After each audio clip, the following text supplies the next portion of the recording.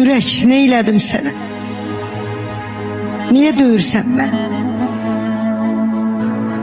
Mən səni düz saxladım.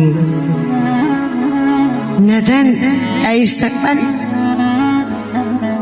Nə gözəl sırdaş idik.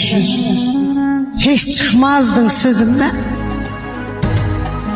Hərdən damla yaş olub süzülərdin gözümdən.